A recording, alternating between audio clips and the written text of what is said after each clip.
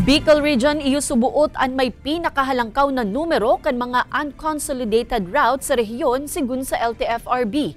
Alagad kakulanganin mga pampublikong lunadan sa rehiyon puon sa Pebrero 1, day man subuot piga antisiparan kan LTO. Tutukan sa report ni Jessica Kalinog.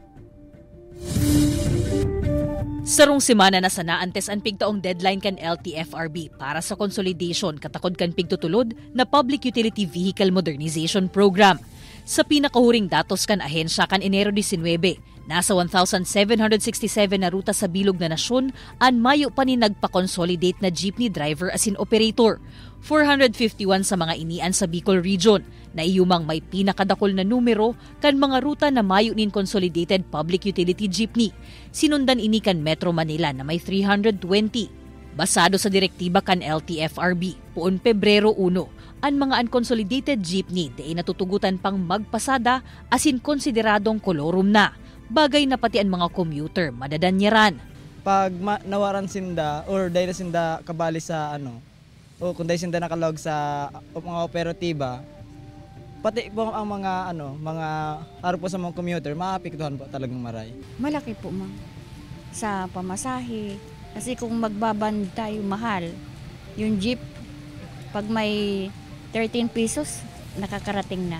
Alagad mayo man subuot nin dapat na ikahandal ang mga nagbabiyaheng naga Pasakaw asin pabalik, sigun sa Jeepney Transport Cooperative of Pasakaw. Taan 44 nindang nagbabiyaheng unit. Anas consolidated na asin padagos na maserbis sa mga commuters sa naga Pasakaw. Ang magiging problema milang po nga ni, itong pigiling-hiling mi po na dahil mi po kakayanan si monthly amortization. Ang napakonsolidate mi po kang sa Moyang Grupo is 44 units kung maitataw po sa Moya. Magiging 18 units na lang po kami. Tig po problema mo naman po dyan pag na po kami mga bagong unit, si mga empleyado man pong iba, mawawaran po ng trabaho. Dahil ako tayo mag-peace out. Kulang bagay ang Isipin mo, kung makuha ka kaya ng mamning modernization, hindi may babayaran pa kami. Mari kung madali-dali makuha ang pambayad dyan sa ay bata malayuan mo pati ang biyahe mingon yan. Alagad masunod man da agiraray sinda kaysa dakupon sa pagiging kolorum. Sigun sa LTO Bicol, miski mayo pa ang PUV Modernization Program. Nagdadakop na talaga sindanin mga kolorum na lunadan.